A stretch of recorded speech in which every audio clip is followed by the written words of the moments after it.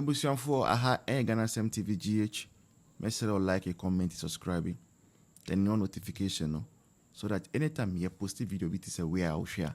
Usambeka be ma washe. No. Aban say or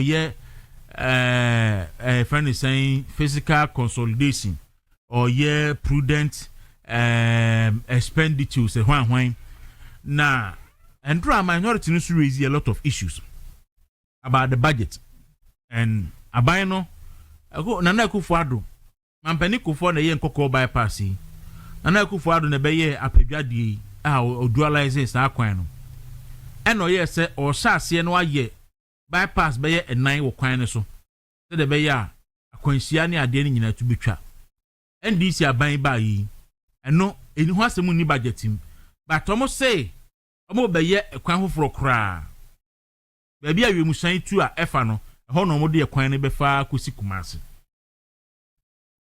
enti wa hwe ya na na do de na ebia du 70% 60% no ne ade ndie ibegya ne ho agenda 111 musi afi de omo de 10 pe na ebeshim bawura mahama ka kire school for connection training minimum say kentampo eno say I almost say me ba agenda 111 no mento aso mo boa me ba meto aso mewie ni nyina na me de afam adwuma mu eno ba yi o say 10 pe because e bia du 80% e bia du 90 bia du 70 bia du 60 50 o say o jani nyina ho na ono amu akwa start 6 regional hospitals or so.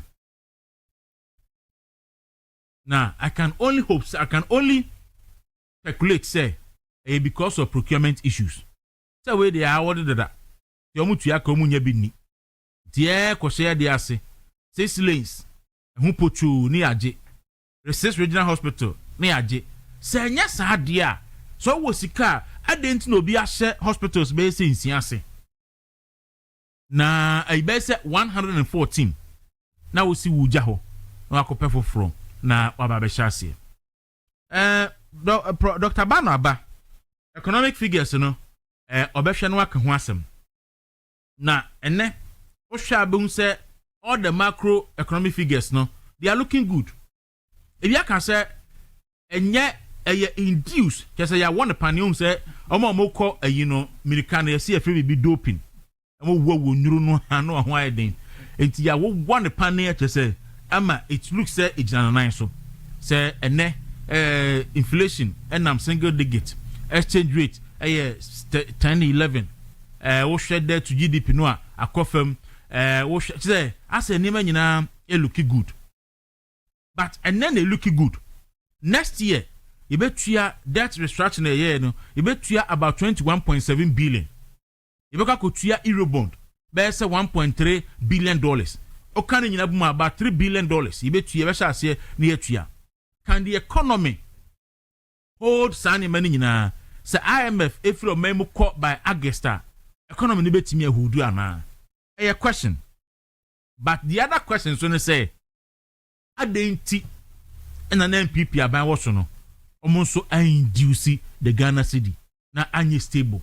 Na enkrofon so anka se aban na ya ade na omugya ne saa ma seed ne yes saa na ne NDC aba omu induce seed no e won pane me gya na so e be pesa answers no e dey free Dr. Bano no munchen na omotimi aboa ye live on Facebook, ye live on YouTube, Movement TV on Facebook, Movement TV on YouTube. And come on Dawson.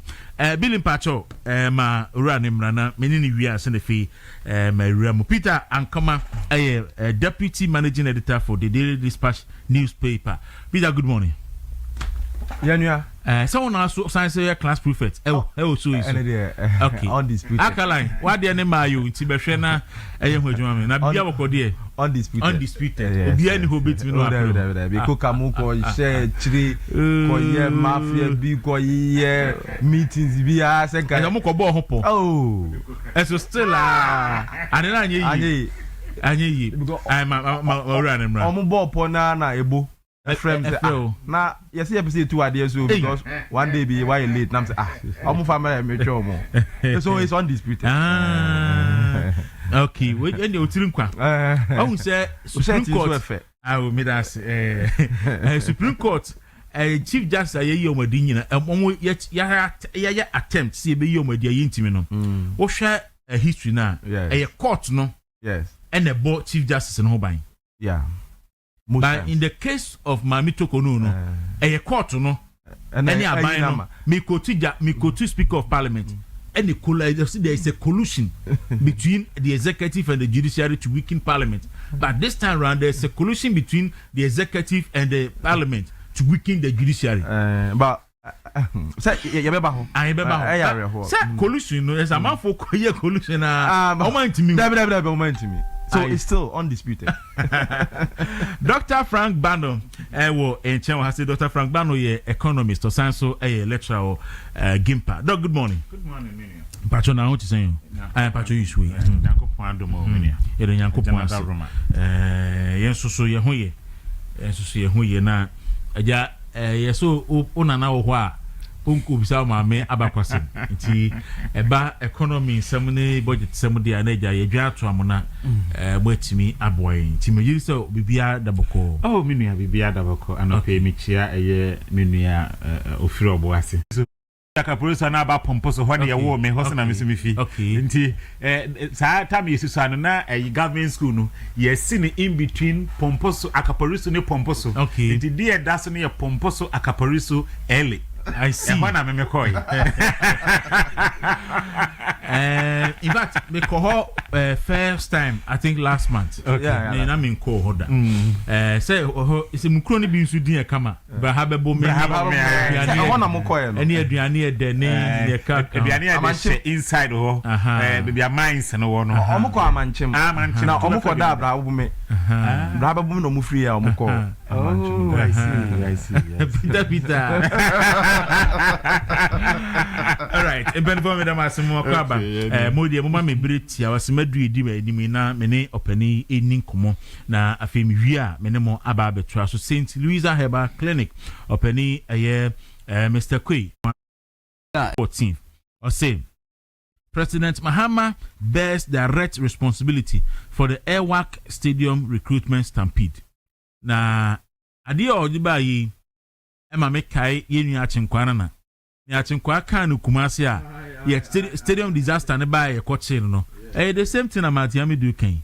So we wait and see say Matiami do se be koche no a me pebre na me yeshu na makenkan unum se Matiami do so de otra ya na ewa on the onchronke to a table funti me ko Dr. Bano ho na yenyi budget sem no enfiri ho me wi ana me ne class prefect no so ahwe ni wechi doc nenia Endra ene na budget no ebai ebi so e dey budget we dey me na me monitor social media ebi say Atoforce has made nonsense of Baumia and Konoforia Test Economic Management Team.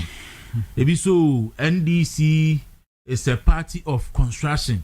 Ebi say about the neo question dey nyasem ketwa. What is your assessment of the 2026 budget as presented by the finance minister 3 days ago? Me da say many other and okay me share with you for nyina. First of all, me can say what share 2025 budget and that in only 3 days or so 2 days ago 2026 2026 budget honorable finance minister co-presenting my parliament na me can say yes ronko and free budget ye ura kind of oriata co-present in November 2024 yes I didn't know make us on say there one of the things about Ghana for NSA say ye obi kan bibia document na nipa no ekasa film no ye fa no brofo na wo kan ye no but a basic asem to ya the bia make say it has nothing to do with grammar sikasem to ya is about numbers inti numbers no ene be kire say ye bibi sronko ana se adedada na deuro ye okay se ohwe eye budget Atoforce ko kai na se memfa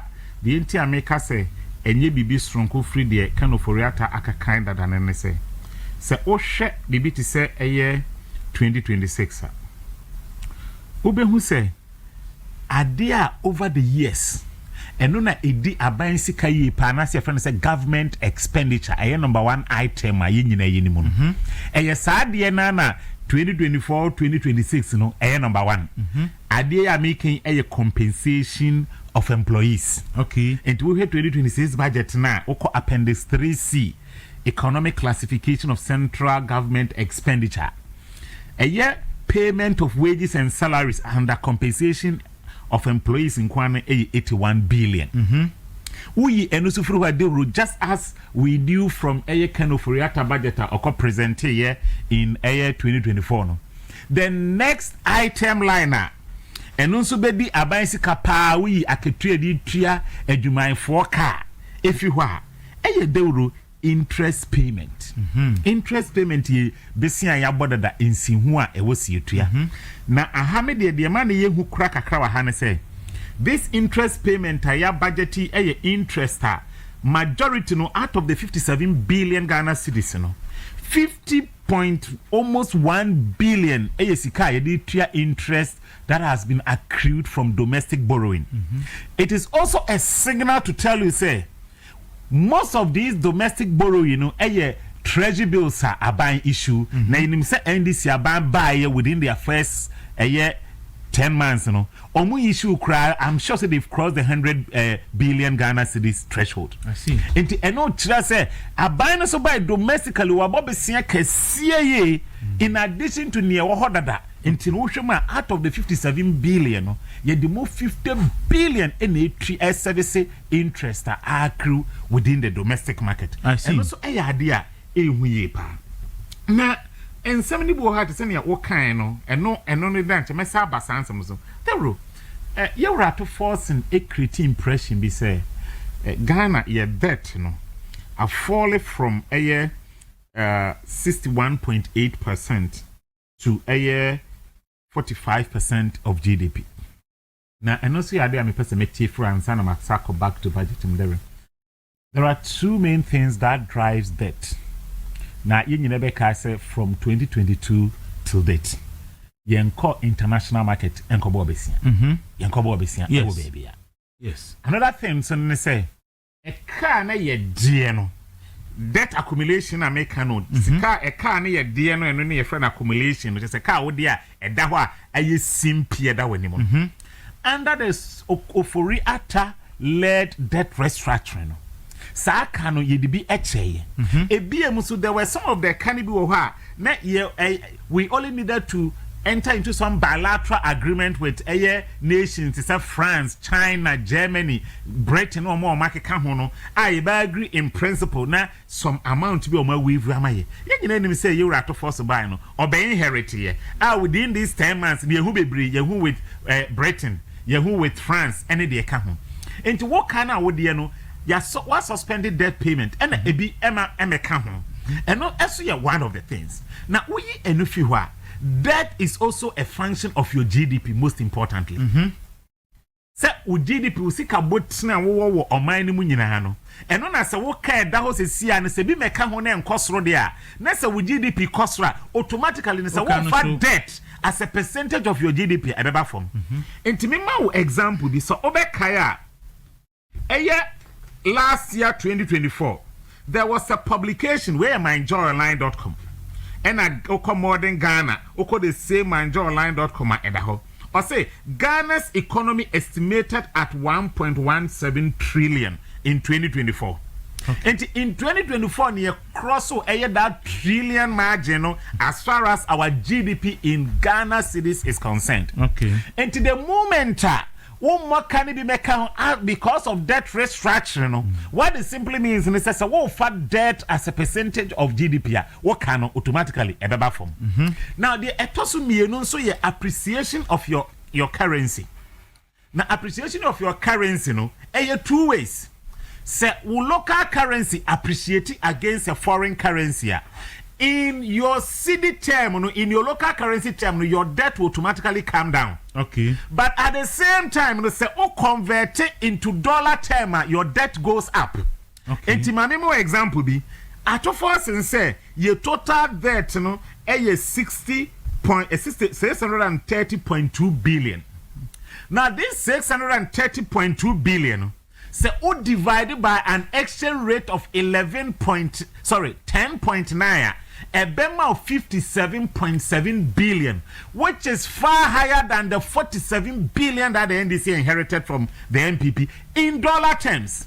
And to say, Ekobasa, we are resuming to pay our debt, a chunk near in dollar terms. What it simply means is say, the city in actual sense will be under pressure because you will require more city to get dollar to service your debt. That is what it means. And to where you just numbers and a year play with it, it does not necessarily mean say in real terms, your accumulated debt, which is denominated in dollar terms, other form, which is not true.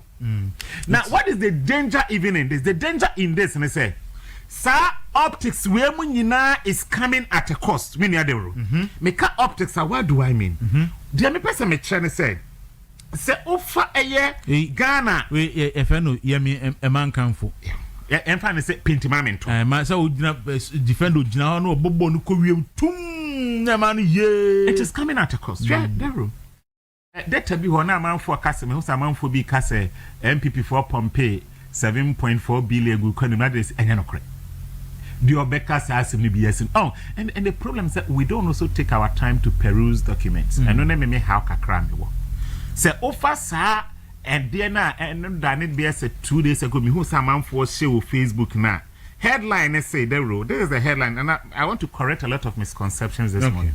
Headline is say myjoyonline.com is our story with. I say Bank of Ghana has injected over 7.4 billion to rescue city since 2022. That is the headline. Okay. Now they will say, who can headline no one could read the numbers now? The that they can say budget TDR. We say we make so many misinformed conclusions.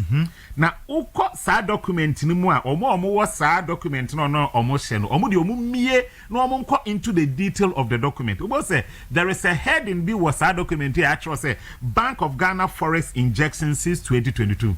Now, o share sa data na sa data free IMF and myjoyonline.com for say omo extracting. Okay. It is a devil even if yes the sa data we ekra eye adwuma. This is the reality on the ground. Devil over a year 2022 the total amount of dollars MPP injected to more or less support or cushion the Ghana city was 1.9 billion. In the same data, no, over a year 2023, a 1.1 billion.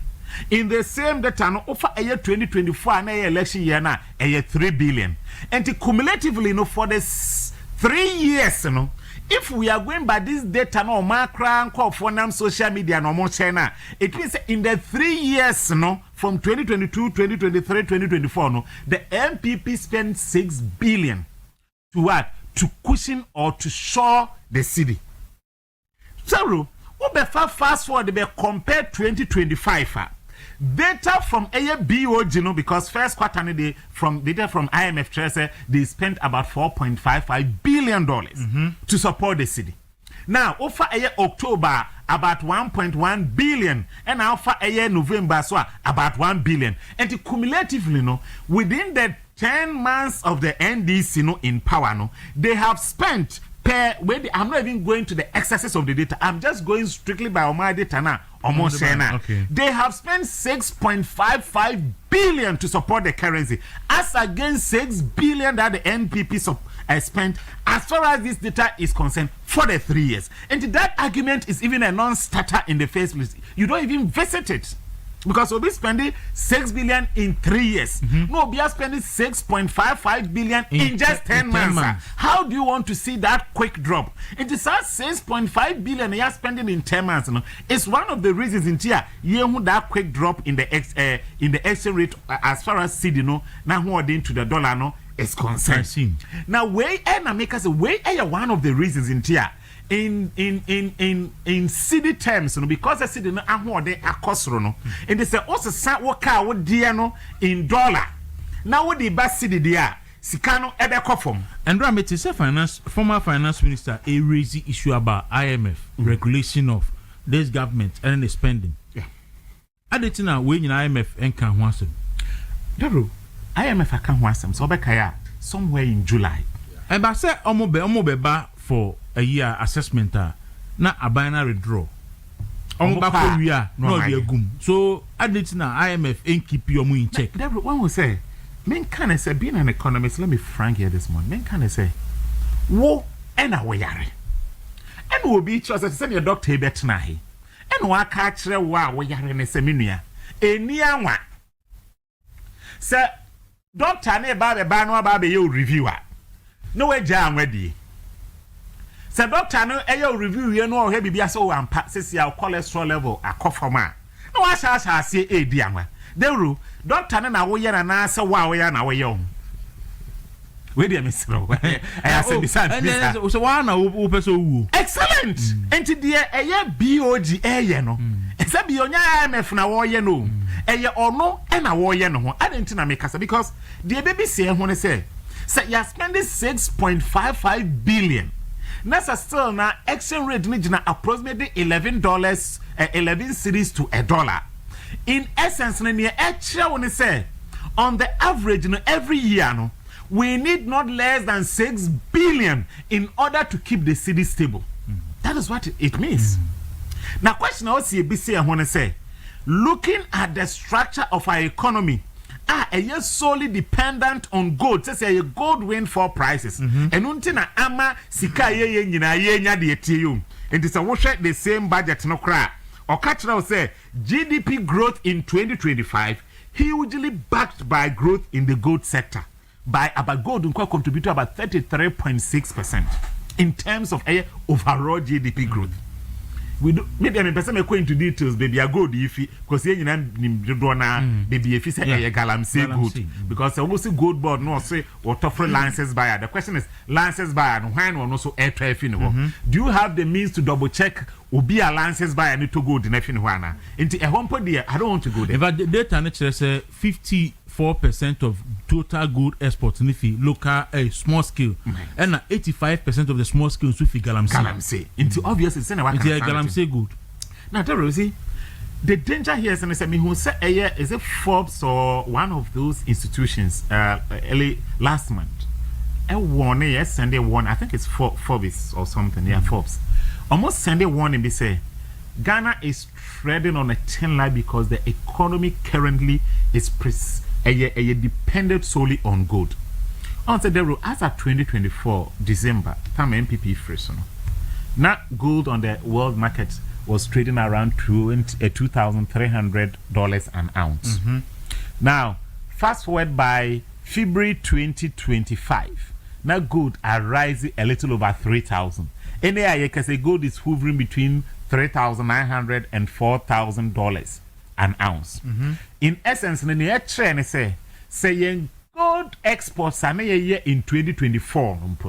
Say ye increasing and they are maintaining the same output of gold exporter because of the rise in price. We may be getting about 2 times the revenue.